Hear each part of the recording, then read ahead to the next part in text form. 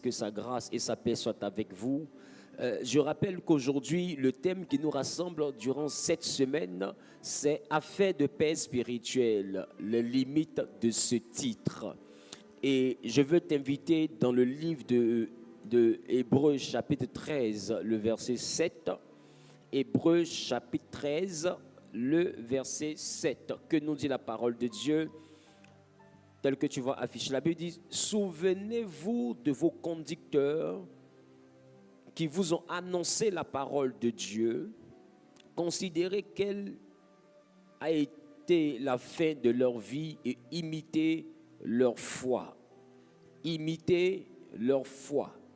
C'est très important. On dit considérez quelle a été la fin de leur vie et imitez leur foi.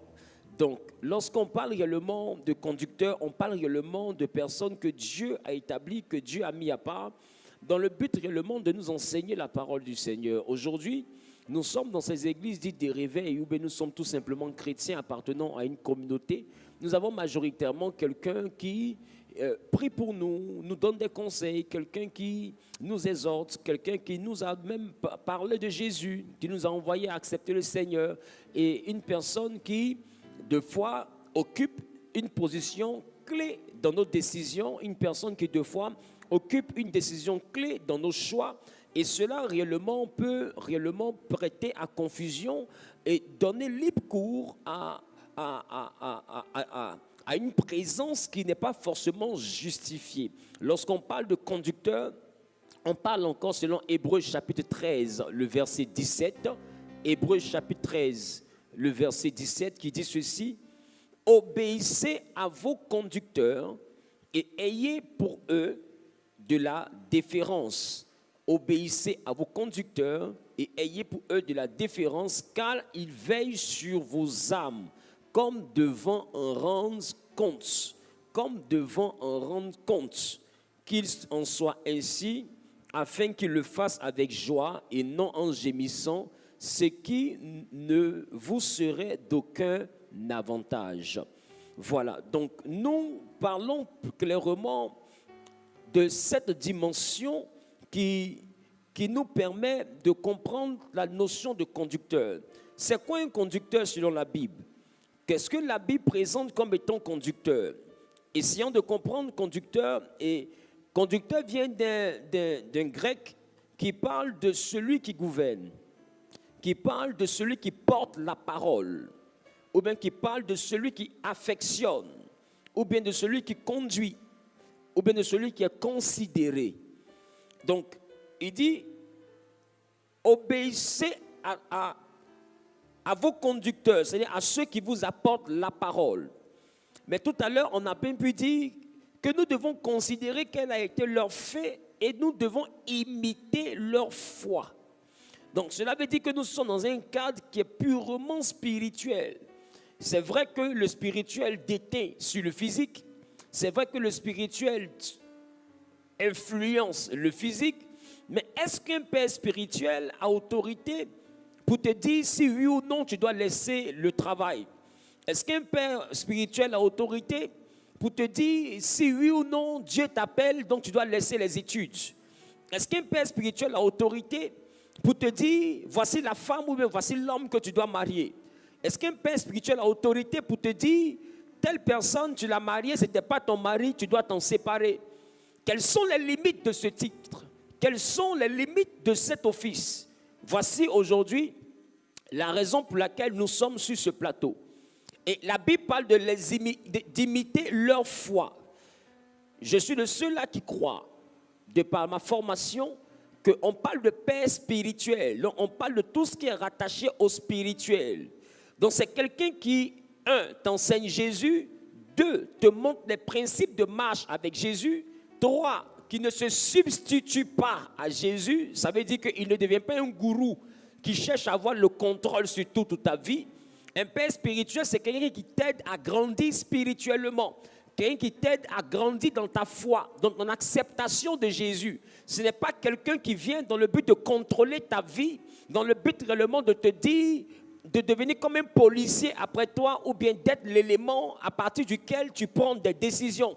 Il y a des personnes, ton mari te parle, tu n'écoutes pas. Il faut d'abord que ton pasteur vienne te parler avant que tu puisses écouter ce que ton mari t'a dit. Et ça donne l'impression que tu es soumise au pasteur, mais tu n'es pas soumise au mari. Or, la Bible n'a pas dit soyez soumise à vos pasteurs. La Bible dit femmes, soyez soumises à vos maris. Donc, il est important de comprendre. Il y a des moments où on a donné un peu trop de pouvoir à qui était le père spirituel. Aujourd'hui, les pères spirituels vont jusqu'à faire des mariages arrangés. D'autres se sont retrouvés dans des mariages sur la base de Dieu m'a dit. Mon papa m'a révélé qu'il a eu une vision. Et comme on sait que son don spirituel est précis, on se dit, non, s'il a vu, alors il s'agit. Écoute-moi bien. Il y a des choix qui concernent ta vie. Et si Dieu veut en parler, que Dieu vienne t'en parler. Il est important que tu puisses, comme Gédéon, demander ta confirmation. Gédéon a dit à Dieu, si c'est vraiment l'Éternel, le Dieu d'Abraham qui me parle, alors je veux un signe. Ton père spirituel n'est pas venu te dire, voici, lui là, c'est l'homme de ta vie. Papa, il y a 3 prétendants. Il faut me dire qui est l'homme de ma vie. Ah! Et aujourd'hui, c'est à ça qu'on assiste. C'est à ça qu'on assiste. Papa, j'ai tel montant. Il faut me dire dans quoi je dois investir. Papa, j'ai eu...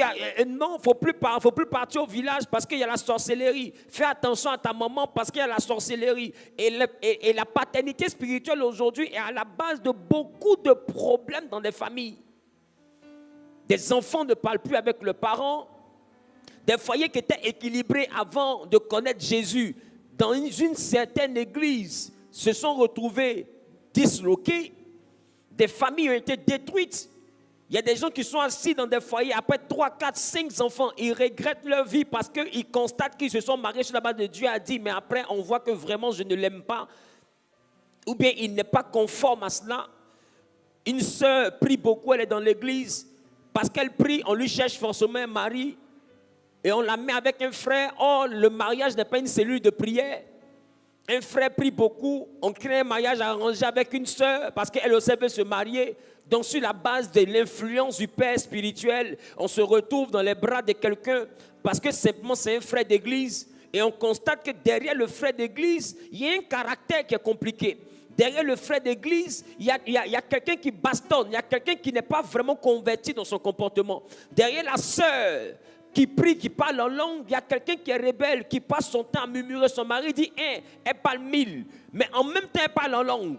Le pasteur n'est pas celui qui va vivre avec la personne. Face à tout ce décor cette semaine, je pense qu'il est normal que nous puissions marquer une pause et essayer ensemble de trouver les limites de cette fonction sacerdotale qu'on appelle aujourd'hui la paternité spirituelle, qui, ma foi, est à la base de beaucoup de dérives et de beaucoup d'abus dans des vies, dans des familles et dans des entreprises.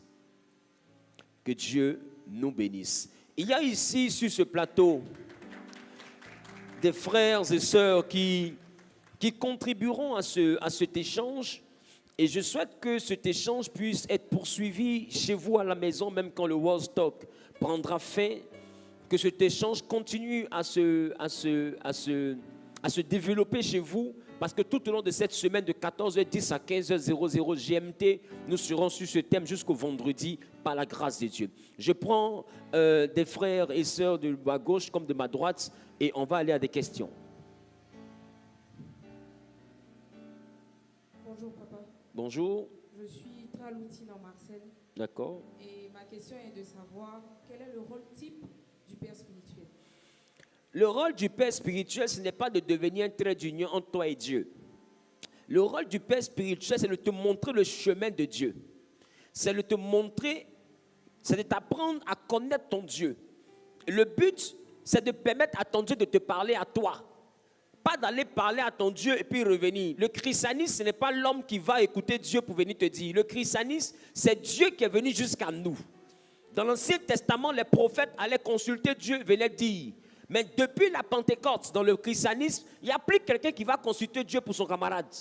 Tout le monde a droit à la présence de Dieu. Voilà pourquoi maintenant le voile du temple a été déchiré.